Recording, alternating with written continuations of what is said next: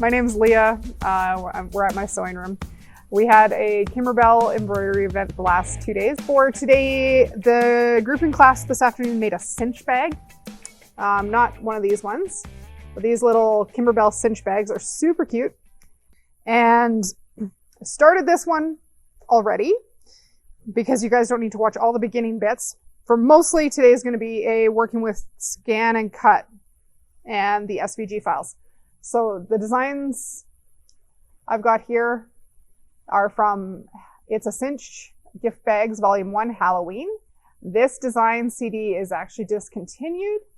However, we have a whole bunch of stock and you have time to get your hands on one of these and get a whole bunch of these bags embroidered before Halloween to give out to your favorite little trick-or-treaters.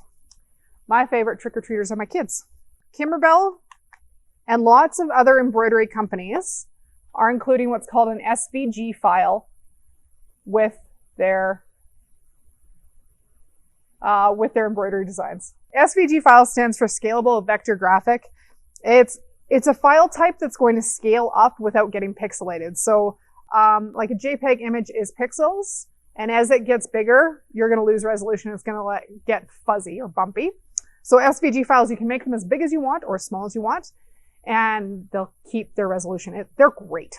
So the Brother ScanNCut SDX can read an SVG file, and it can open it and use it as a cut file. So I'm going to cut glitter vinyl for you guys today because glitter vinyl makes me super happy. And Anne learned a valuable lesson when she was making her little sample on the weekend. She was just trimming her vinyl in the hoop as you would do with regular embroidered applique. And in the mix of that, the vinyl is a little bit trickier to cut and doesn't behave the same way as fabric. And she actually cut a hole in her bag with her scissors trying to trim out the vinyl. So her instructions were, Leah, you need to show the people how an SVG file works to cut glitter or other fabric. Because you don't want to run the risk of getting your scissors nipped in that after you've spent all the time prepping to do an embroidered applique. Or maybe you just don't like trimming around your applique in the hoop.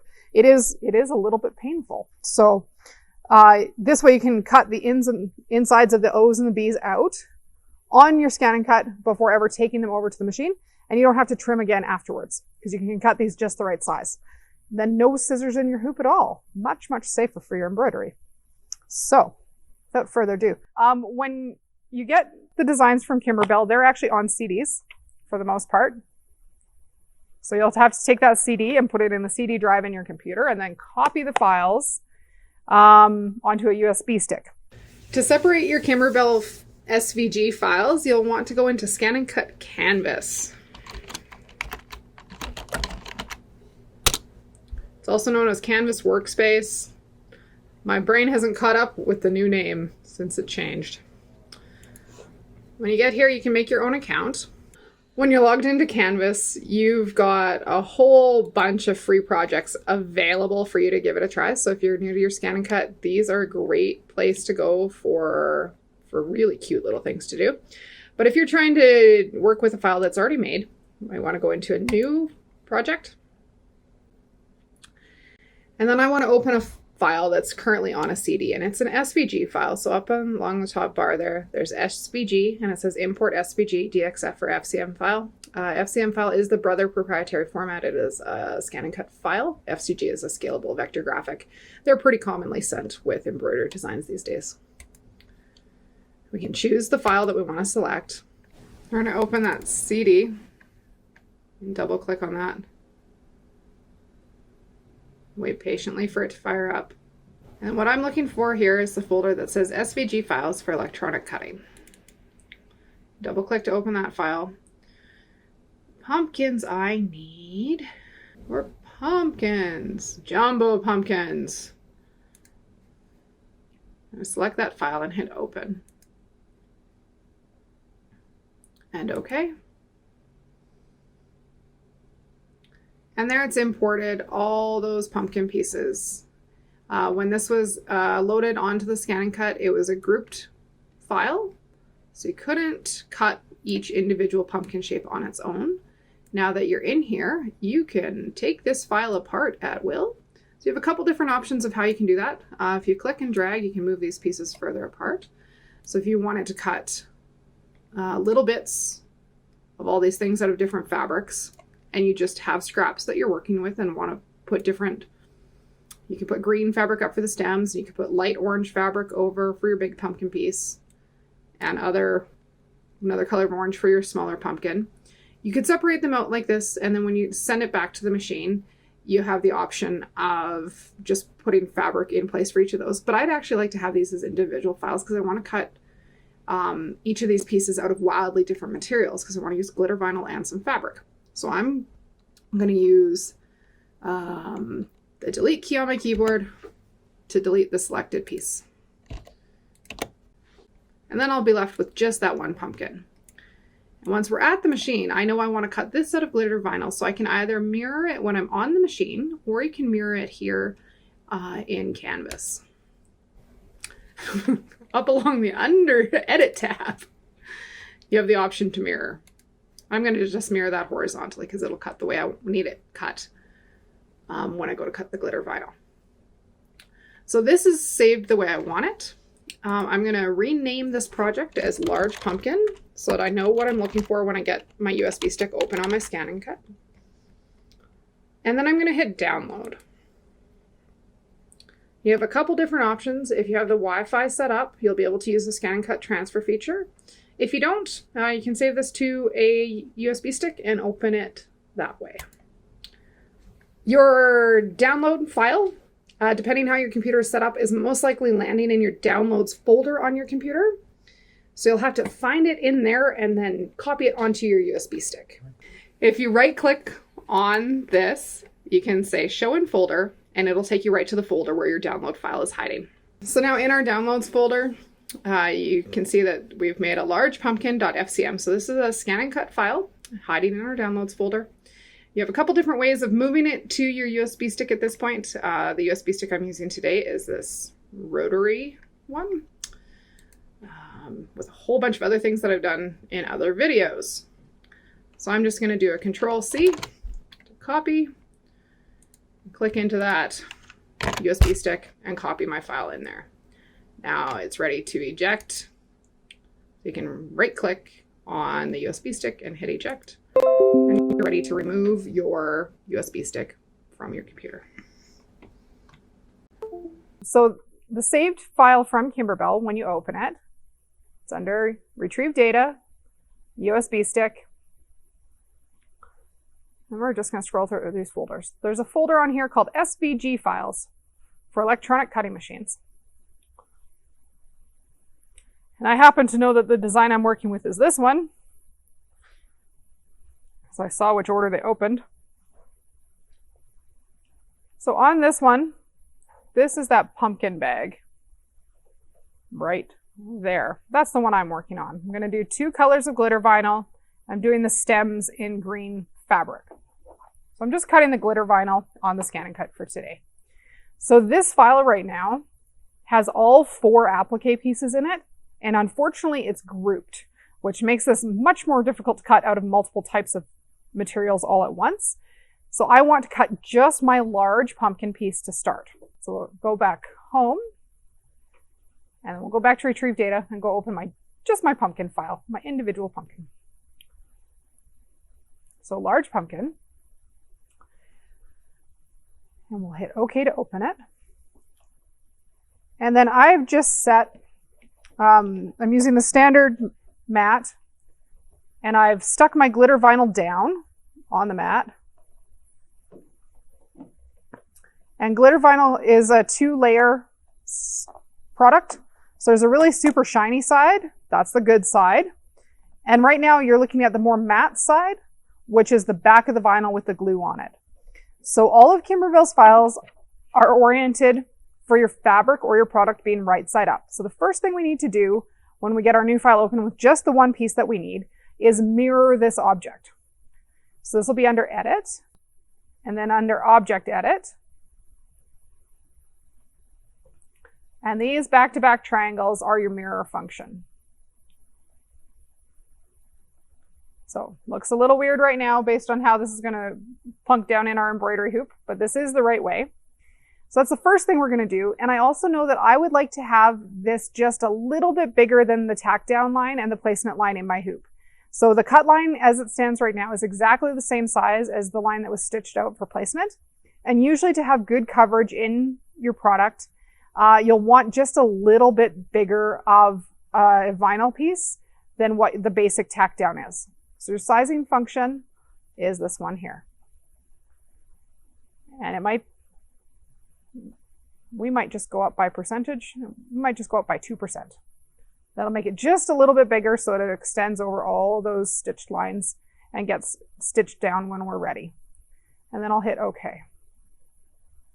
And OK. And when we're loading the mat in the machine, we use the mat load button. And it'll suck the mat in. And think for a moment. And then we can hit OK. And we're going to do a background scan. I plunked my vinyl down pretty much in the middle of my mat, nowhere near where my design actually is right now. So the background scan is this blue square. It's going to allow you to make sure that your cut line lands on top of the fabric you have placed on your mat.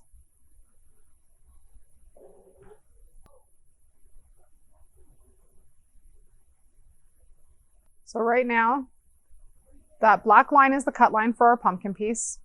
And you can just, pressing on the screen with your stylus, you can just move it over on top of your vinyl.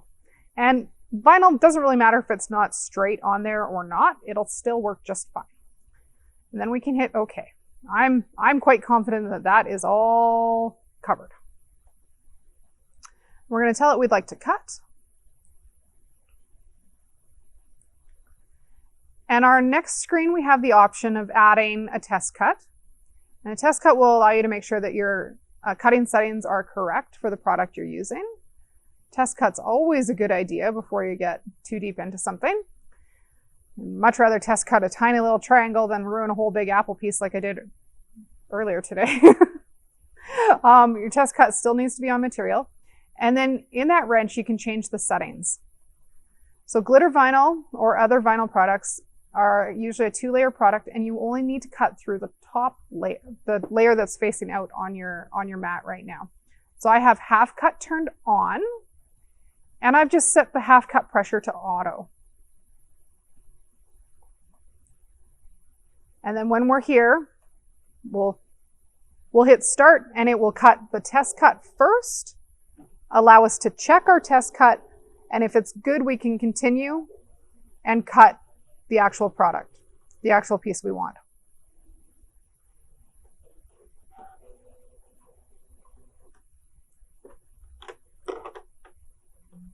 We can gently get in there where that cut happened and lift out our tiny little test cut triangle. And then I'm quite happy with that test cut, so I'm going to hit start, and it will continue and cut the rest of that pumpkin shape out.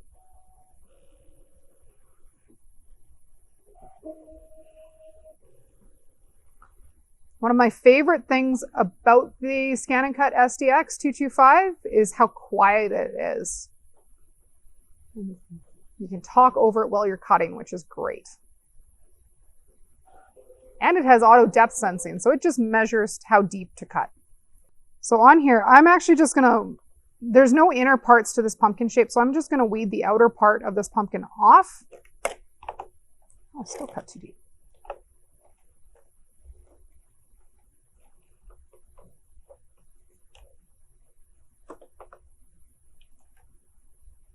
No futzing in there with your scissors. Isn't that great?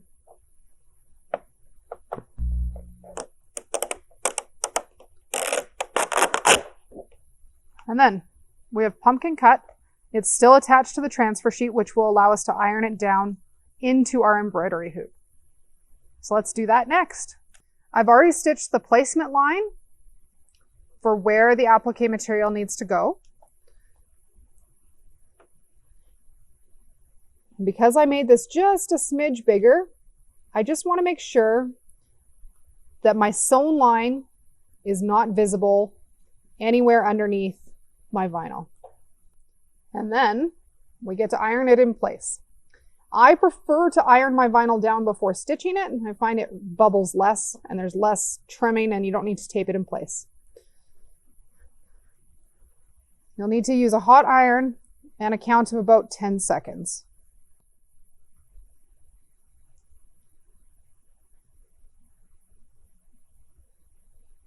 And on the glitter vinyl, you can peel that transfer layer while it's still warm.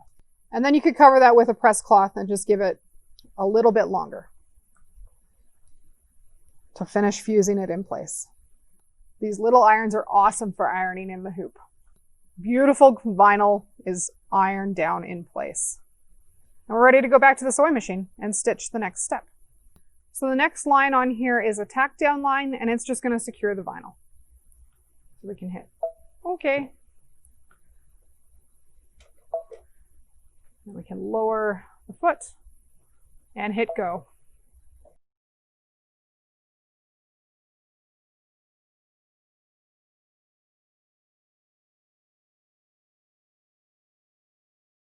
So that was pretty easy to tack that down in place. And we could continue onward with the next pumpkin. Next, we're going to open the little pumpkin and do the same steps.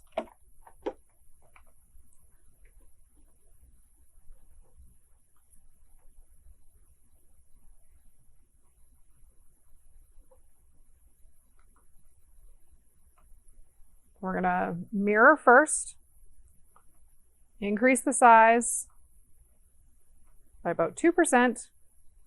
Okay, okay, okay. Background scan to make sure we know where the material is.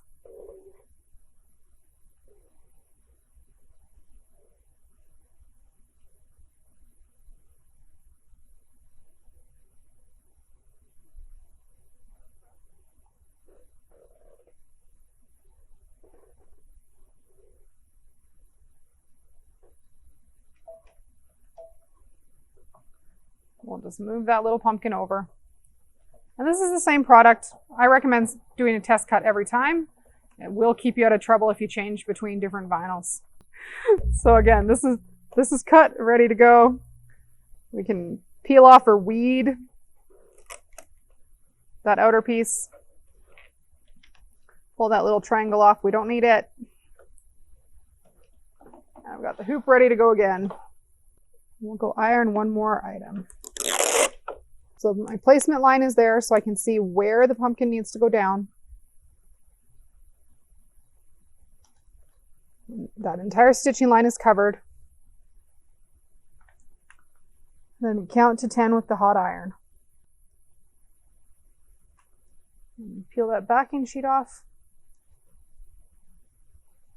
One more press with a press cloth.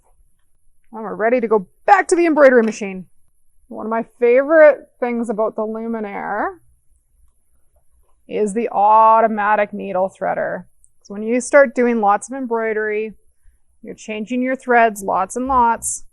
It's really nice not to have to aim with your fingers to get the thread through the eye of the needle.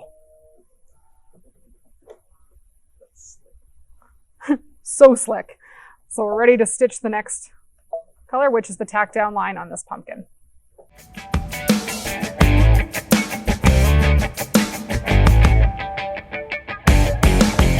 Ooh, and we have one more stem to do.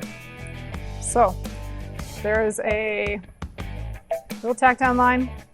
I'll show you guys the other way of trimming your applique with the fabric.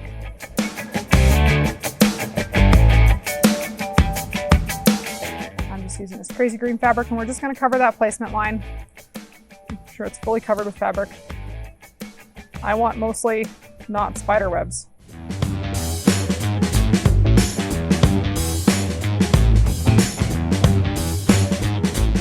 And this is actually just slid right out of the way enough that I can get in there with my scissors without taking this off. You always want to trim when your hoop is flat.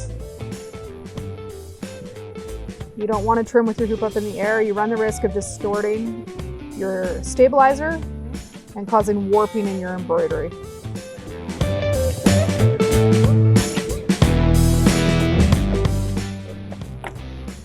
Then our next stitch is a finishing stitch on a stem. This is a satin stitch finish to cover the raw edge.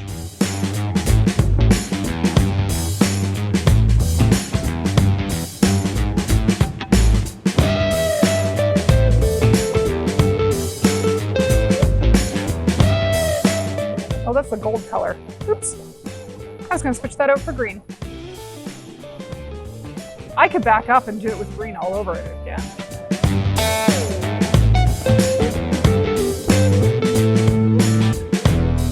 When you're cutting your thread, cut at the spool and pull out needle direction to keep the insides of your machine working happily. I'm not gonna back up. We're just gonna have a goldy stem on that one. So I'm doing a quick thread change.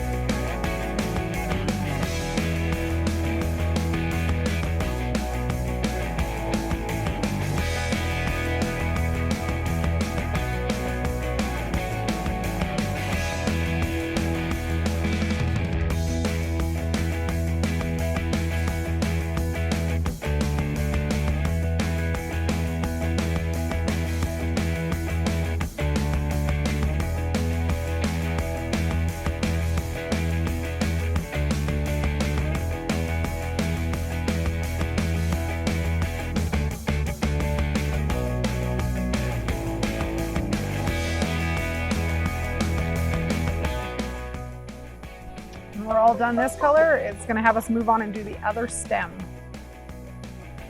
And just do a color change again. We'll do this stem in green.